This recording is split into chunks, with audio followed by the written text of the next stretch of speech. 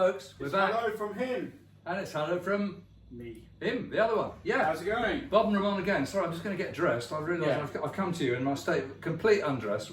His stylist just left to have lunch and couldn't finish him off. Yeah, and here we are promoting Beavertown's very finest neck oil session Cheers. IPA tonight. Cheers. Fantastic. So what have we got here then, Bob? Apart from the shirt, of course. We've got part of the shirt. Everything's kind of eclipsed by the shirt. It's my 1988 PRS Custom 24. Beautiful, but there's something different here. Yes. Something different about this. So, as seasoned watchers will know, I have had this long, like 30 year. 30 years. Well, I've had it since 1988. I've had it since new, right? One of the first half a dozen PRSs in the UK. Wow. Plays like the wind. Looks great. All the rest of it. Is that 10 top? It is a 10 top. It's not a 10 top like you get today. So this has kind of been languishing in my collection for a long time. It's too good to let go of. Right. But I don't really like it. It plays great, but it just doesn't sound fantastic. So you don't play it much? Not much. Do you get it? This used to be my main guitar. This actually brought me back to playing on. I've more or less stopped. Right. So I've got a kind of emotional relationship with it. But no. So if you are going to let it go, you want a bit of dollar? Well, it's to the right buyer, it is worth a bit. It's not worth a huge amount of money. I mean, a custom 24, you'll probably get low 3,000s for, right? Something with this degree of age, I wouldn't let it go for less than 4,000 UK. Nobody wants to pay that. Right. So I'm kind of stuck with it. So I thought, well, okay, what don't you like about it? So what I did, I sought some people's opinion who know a lot more about PRSs than I do. And they all said, look, as a chassis, it's a fantastic PRS. It's a really good guitar. Yeah. Okay. I've tried fiddling around with the pickups before, but that was just me. So I gave it to Stuart at Sunbear, and I said, your challenge, and do what you like with it. As long as cosmetically you don't gouge the guitar. So you could put anything you like in it, and also, instead of a volume and a rotary selector and a sweet switch, which sounds horrific. That was the PRS configuration of the day, but the 5-way rotary selector switch is idiosyncratic, and I'm being very diplomatic, right? I just wanted tone, volume, and pickups. Exactly. Lots of Gibson. Stuart wound me a P90 Yep. for the neck, and this thing looks really cool because it fits in the space of a humbucker. Well, the thing is, I mean, because he's a bespoke pickup maker, yeah, he could make you a Telecaster neck pickup that looks like a humbucker if you want. Right. It's all in the cosmetics, yeah. right? Yeah. But it is electronically, it's a P90. Right. Well, happy days because I like P90s. Who doesn't like a P90? So that's great. And then this is what he calls a 62 late PAF early patent number humbucker. Okay, that's quite a low wind. Yeah. Right, and that's it. So he did this. He did this work for me, and he took it very seriously. I mean, we had a lot of conversations about it. I've had the guitar back now about 4 weeks. Right. He's definitely given it a state of execution. Do you because you weren't playing? I mean, I've been around this. I've been around many. You've been years, around a few times. Many years, and I've never seen him with that guitar. But now it's on the wall. It's out of the case. Well, so it's on the wall. It's out of the case because I'm really trying to give it every chance. And you know what? You know, I was well known a few years back for doing the I Hate PRS video, which kind of went viral, and I got a lot of hate. Fortunately, they didn't attach my name to it, so it was just this guy who didn't like PRS. No bricks coming through the windows. No, but anyway, that video is actually I should unprivate it and let it out again. Well, so anyway, it's back, and it's definitely a state of execution. And I've taken it out and gigged it twice. Yeah. Okay. And it's definitely greatly improved. There's no doubt. It's still, however, I'm afraid there is a however. Try as I may, and there's a lot of people out there. Actually, someone said this to me yesterday online. It's like there's no such thing as a soulless guitar, only soulless players. Fine. Everyone who listens to me play can make their own judgment about that. All I can say is that this is like having a conversation with somebody who hasn't got an opinion and hasn't got a character, right? Whereas even the £239 Squire Cabronese behind you, the white SG that was a few £100s. They've got character. Man. A lot of character there. Whereas this guitar, it's featureless, right? Now it's less featureless with these pickups. He's definitely done a good job. And it plays fantastic. And the trem comes back into tune beautifully. Yeah. Mechanically, it's a brilliant guitar. But the problem I'm going to hit eventually is it still hasn't, whether that's my fault or its fault, we can debate till the cows go home, but it's going to be a bit of a hollow conversation. This is a really weird thing, because what I was trying to say with my anecdote about I Hate PRS is because I'm doing a Latin band called the Compadres, and one of my major influences is Carlos Santana. You know what I mean? Who of course is a long term. He's the first artist signature. Yeah. Yeah. Interestingly, what he said though, because I've been listening to a few interviews of his, he said that PRS made him the first ones. Yeah. Then they got stolen, and then PRS tried to make some other ones. He said they were dead. So he's not always a big fan. He gave him a hard time. I mean, as you know, my favourite Santana tone is the first two albums. That's an ST special with P90s. Yeah. The other thing I was going to say is that I don't really play, higher distortion and shred type music, right? No. Or very high drive stuff with lots of middle peak like Santana. But if you do use this for that, it's amazing because it plays so well. You can play incredibly fast. And for that application, it's great. So if you want to put this through more processing that I tend to favour as a player, this guitar will start to fly. But that's not really the tone of early Santana, is it? No. I love that clickety cluckety. Yeah. It's really low drive. Yeah, on that special, man. It's not that real wee that you get later. It's just I love that tone. Yeah. But it's a matter of taste. But I think you share a similar birthday to Santana. Really? I mean, not as in age, but as in month. I tell you who shares an identical birthday to me. Yeah. Shout out to Richie Barrett, who writes the technical columns for Guitarist magazine. Oh, I didn't realise until a couple of weeks ago. Yeah. He's same day. Really? He is, however, a younger man. He's a younger gentleman. Well. But anyway, so one of the reasons this has been out in the last couple of days is because I've been comparing it to my Steinberger.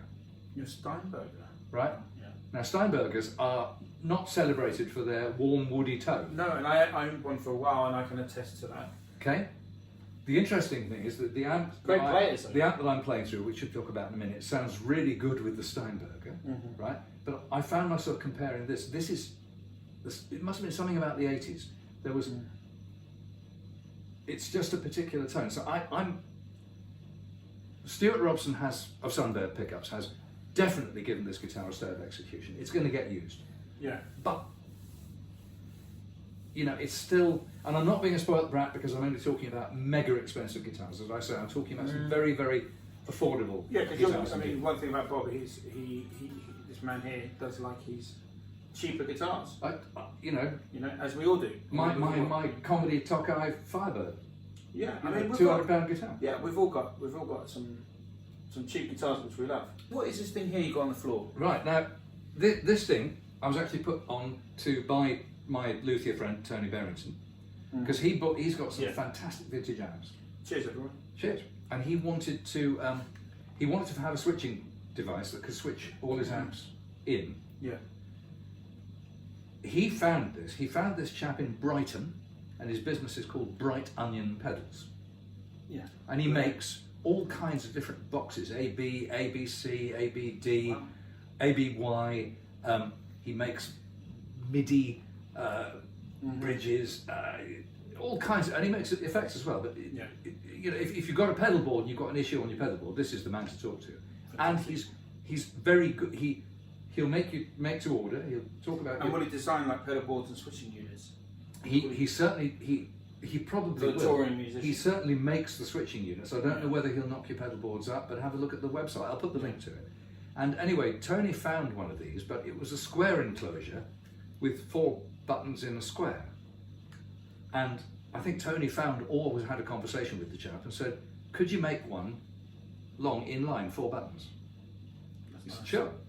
And when Tony told me, I said, "Look, very reasonably priced. Why don't you order 2? Because he can tool up to make 2 as cheaply as 1. If you order 2, there's a bit of profit in it for him, and I'd like one too." Right. So this is a 4-way switcher. It's got, and you can switch in any combination of amps, in and out.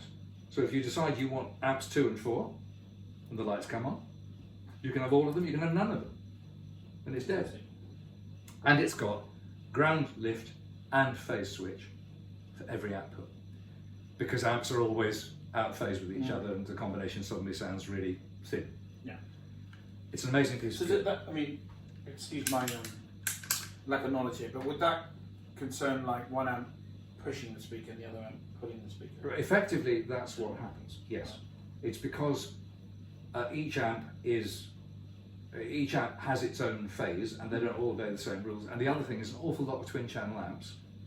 When you switch channels, you bring a drive stage into the circuit. It switches The phase. Yeah. So you might have 2 amps working together that sound incredible clean, and you switch one of them. Let's say one of them is a single channel amp, and you just push the drive up to get the grit. Yeah. The other one, you switch the channel, it'll go out of phase. Clickety click. Yeah. Amazing piece of kit. Now, I admit it's a pretty esoteric thing, but that, along with my 4-way speaker switcher, means I can now listen to amps and speakers and combinations until I'm blue in the face. Yeah, most people have more than one amp nowadays anyway. Yeah. Most people. And indeed, you know, I mean, you and I both, if we ever get the chance, playing through 2 amps is a dream, because you can dial in the sweetest of both, and the combination is heaven. Yeah, and different speakers. Absolutely. So that's a piece of gear. But the other thing, while we're talking gear, I should probably talk about is the amp behind me. This is a new combo. I might put a proper picture up, because it's kind of down on the floor behind your knees. But this is a 30-watt 1x12 2-channel amplifier made by a North London amp designer. And he goes by the name of Hine. Malcolm Hine, and he plays in the house band in a jam at the 3 Compasses in Hornsey that I sometimes go to. It's a pretty good jam. You get some good players there, and really nice people, players and punters.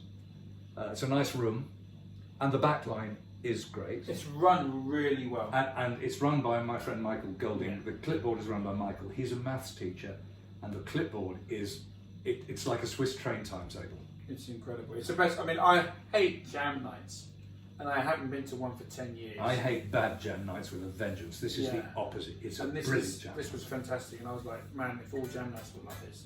I mean, when I say jam nights, I jam all the time when I'm in Cuba. Yeah. But in England, I tend to shy away. I'm a bit of a recluse when it comes to. Well, if anybody wants to look it up on my Facebook, I have written a template of how to and how not to run a jam after going to one quite near where I live. Yeah. That was one of 2 jams I went to that year that were textbook examples of how not to do it. Just everything was rubbish. Yeah. Everything was rubbish, right? Very poignant. And it's to run a good jam, the hardest bit is running the clipboard, right? The easy bit is just have good backline. You know what? I would encourage our viewers as well. If you live in a village or a town, start your own jam night up. You know, a lot of people. You know, sometimes like in the town I live in. I live in North London-ish, and there's no jam nights. No. There's nowhere for musicians to congregate. Probably should be actually. Yeah, like professionals, semi-pros, amateurs. You want a place where musicians. There is one semantic. Since I'm holding forth on this, there are 2 different things. There's an open night and there's a jam night, right? And it's as well to understand the difference. Both of them can masquerade as each other, but actually they are different, right? An open night is really about people coming along with songs, okay? So you're going to have a house band or a backing band. People are going to come along with songs. They may be well-known songs, familiar hits. Maybe they're party piece, or it may be songs they've written. And different open nights have different emphases, but they tend to be about the songs. And so if you're a musician, then you're kind of expected to fill in with that. And these could be songs you've never heard before, because in fact nobody in the world has ever heard them. That's quite difficult, even if you're an accomplished musician. So the house band tends to be sovereign in those situations. A jam night, usually based around blues because everybody knows the format, that's all about everybody from the singer to all the instruments. And the discipline there is probably not giving people more than a couple, maybe 3 verses tops to solo, because otherwise you just can't get all the musicians through before closing time. Yeah. And if you understand those differences, so one of my mistakes was to go to an open night thinking it was a jam. Ah, there you go. Right? So in that case, you might not even do a solo if you're backing up a singer. Indeed. I mean, you're bloody lucky if you know if John Denver song. If you bloody lucky if you know what you play. Yeah. You know. So there's all kinds of shit going on, but nevertheless, it's really good because you meet lots of really nice people, some really good musicians who you can then get together with and play. And you might even end up buying an amp. And sometimes you find that's how I found my 633 amps. Yeah. Cliff was running jams up around Northampton. Yeah. Obviously, as a showcase for his nascent amp brand, I'm going to these jams and thinking, I sound amazing. Why? It must be the amp. Well, it could be your talent. Nah, it was the amp. Trust me, it was the amp. Well, I'll leave the audience to And decide. in this case, you and I both had because we went to the jam, and we heard, we heard lots of players of all kinds of different standards. And what happened? All these players sounded pretty good. Pretty good, yeah. And so we both kind of thought something happening here. But isn't that great? Because you've got the 633 model, using a jam night to publicise the amp. Heinz doing it now. It's a great model for amp builders to do it. Certainly for a boutique amp. Yeah, I mean maybe because Jesse from Lazy J Amps, he does some jam nights. I often see him with an acoustic guitar. I'm pretty sure he does that. Because this is what I was telling Bob earlier today. In England, there's a whole big sort of guitar community out west. We're talking Swindon, where the Dan and Mick show, who are our and a huge community in Wales. in Wales. They've got a thing going on with Hugh. Yeah, Hugh Price who writes for guitars, Price. and you got there's a couple of big collectors out there who prefer not to be named. You got what's his name, Chris Buck. He's at Welsh Bow. Yeah, you got the Guitarist magazine in Bath. There's a lot going out the Western Corridor. Oh yeah, maybe that's where we should move to. I was going to say this though. What are you commuting to Bath for your Guitarist magazine? Well, if there's photography to be done, the most convenient and by far the most successful place is their dedicated studio. They've got all the gear there. I mean, they do go out, Yeah. They do outside broadcasts. Yeah. But if you really want to get the top result in that magazine, it's probably best rock up at their studio. And that's what you do? Yeah. Wow. And it's an hour and 40 minutes, 2 hours drive. It's a nice day. Yeah. Again, it's all about meeting people, interesting people, and shooting the breeze about this and that. It's great. I want to talk about something else about an interesting thing. Oh yeah. I went to an exhibition in what's this? London the other day. It's called Scale, and it's this photographer geezer who's managed to hustle time in a lot of serious modern players' diaries to photograph their main instrument. Really? And he's taken full-size, life-size back and front portraits of their instruments. So you've got Brian May's Big Red, but you've also got Thurston Moore's Jazz Master. Yeah, all kinds of different players. Lots of American players, lots of new metal and kind of modern styles as well, not just old vintagey shit. Yeah. And some of these guitars are beat to hell. They've really seen life, and they've got bits screwed on them, pickups removed, eviscerated. It's not like a guitar book, a wank fest of your beauty parade. It's real workman's tools. They're these full-size photographs, and they're extremely high-res and very revealing. And there are front and back pictures of 100 guitars in this exhibition space in Shoreditch in London. It's called Scale. It's less than 20 quid to get in, and it's 2 or 3 hours well spent. It's fascinating. Wow. Because no, you're not looking at guitars. You're looking at photographs. Right? But the photographs are so good that you can look at the guitar just the same as if it was on the wall in a case. Incredible. Right? It's amazing. And you see all kinds of fantastic things. Because photography is art, isn't it? It's iconic. I mean, in this case, I'd say it's just very high-res reportage. Oh, okay. So it's not really not. It's not interpretative. It's highly faithful to the subject. Well, I mean, this is like one of the most famous photographs ever. Of the great Jacob Arda. Yeah, well, indeed. I mean, some discomfort of your being on these premises in such a loaded piece of apparel. So was a sensitive subject, but the truth of the matter is, this is just what I grabbed in the morning. Without but you are a fan, though. You are a great fan. That's a lovely thought, yeah. Yeah, you are a fan. Yeah. Well, but he was a bit of an influence in those. Exactly. And I have a place in Cuba. My father was from Argentina, so What about him photographing you and your Les Paul? I doubt it, because this is really on hard-working, celebrity, famous instruments. Right. I mean, okay, you could say, is my Les Paul more or less interesting than the guitar from the bloke in Weezer? Well, that's a matter of taste. But I'm not a working, all these guitars, I mean, you could see all these instruments, these were sent down the pit. And do they have Neil Young? And he's... No, they should have, actually, because it would be incredible. But you got the vibe exactly. Right. There are guitars that have been as messed around with, and the question: is Noel Gallagher currently playing a Neil Young replica? Well, yes and no. It's a black Les Paul. Yeah. Probably a custom shot level instrument, and it's got these two P90 pickups with nickel metal covers on it. So it looks very Neil Youngy. It does, yeah. Yeah, it does. It looks really vibey. Yeah, it sounds pretty good as well. But then again, it is Oasis, so he's running through grind into a Marshall. Right. Yeah. So they've got another thing I noticed they're using what are the English amps? High watt. He's got high watts on the gun. Which is quite interesting. Yeah. Just when you think high watt are done, then people come back with them. They've always been there, haven't they? High watts have been. Dave Gilmour. It's really interesting. Is high watts were always Marshalls always tended to break into drive, into overdrive, and that's their sweet spot. High watts and oranges were cleaner amps. They were harder to push into overdrive. Louder. Not as hard as a Fender Twin, which is really hard amp, but they didn't really. So people tended to use external devices to get the necessary. Like Dave Gilmour and tube drivers. Boosters, tube drivers, wahs, anything But the high watts were famous in the days when guitarists got all their sound from behind them. Yeah. Right? They were, pretty much the sort of royalty of amp.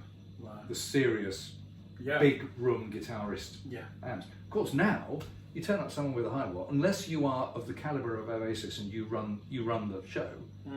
You turn up, the sound engineer takes one look at a high wall, and you've got an argument. You haven't even put the power cable in. Which is a great thing about this particular amp, and this one here as well.